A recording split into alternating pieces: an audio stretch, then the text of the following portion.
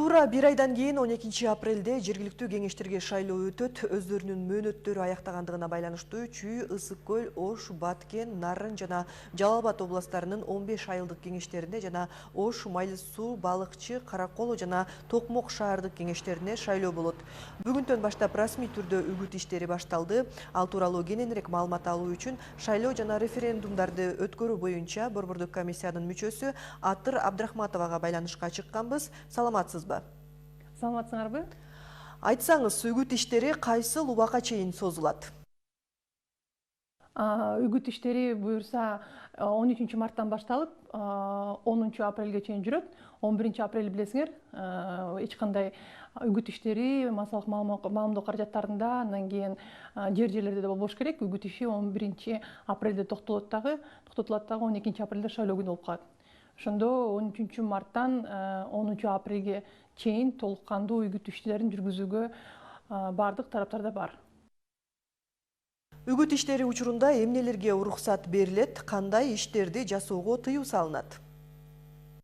Кайсы бир талапкерге же болбосо саясий партияга добуш берүүгө үндөө, же болбосо тескерисинче ага каршы добуш бербөөгө үндөө дагы бул үгүт болуп саналат. Андан сырткары кайсы бир талапкерге же саясий партияга мен кайдыгер карабайм, анан кийин аларга кандайдыр бир артыкчылык көрсөтүү, өзүмө жаккандыгын көрсөтүү, ошол партияга же саясий партияга боор урганымды, боор тартканымды көрсөтүү, бул дагы үгүттөө болуп саналат.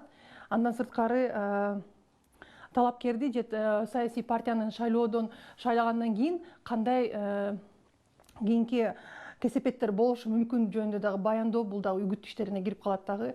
Анан ошол ар бир талапкердин же болбосо саясий партиянын өзүнүн жеке ишмердүүлүгүнө байланыштуу эмес маалыматтарды таркатуу дагы бул үгүттөө болуп саналат. Үгүттөө өткөзүү учурунда өзүңөр билесиңер, биздин жарандар дагы саясий партиялар, талапкерлер ар кайсы тараптарда үгүт иштерине катышат. Башкысы кайсы бир адамдын аброюна шек келтирүү боюнча маалымат таркатпаш керек. Чындыкка жатпаган же болбосо жалган маалыматты алдын ала билип таркатпаш керек.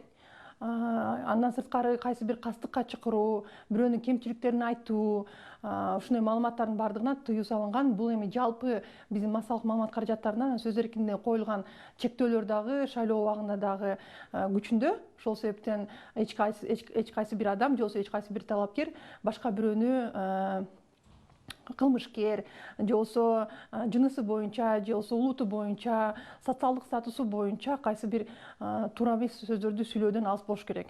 Андан сырткары үгүт маалында бирөөгө кайсы бир кызмат орунду же болбосо тыйын тыпырды же болбосо кандайдыр бир жеңилдетилген негизде кызматты же иш чараларды өткөрүүгө да тыюу салынган. Шайлоодо үгүт иштерин жүргүзүүдө тартип бузгандарга кандай чаралар көрүлмөкчү? Мыйзам боюнча жоопкерчилик көрсөтүлгөн. Ошол эле биздин бузуулар боюнча кодексте айыппул каралган. Орто эсеп менен эң минималдуу айыппул 7,5 миң сом, эң максималдуусу 55 миң сом каралган. Азыр ошол айыппулдарды Борбордук шайлоо комиссиясы, аймактык шайлоо комиссиялары жарандарга, саясий партияларга, талапкерлерге, массалык маалымат каражаттарга айыппул койгонго укугу бар. Ошол себептен мыйзам чегинде иш алып барыш керек. Рахмат, эске сала кетсек, биздин сурообузга шайлоо жана референдумдарды өткөрүү боюнча Борбордук комиссиянын мүчөсү Атыр Абдрахматова жооп берди. Көрсөтүүбүздү мындан ары улантабыз.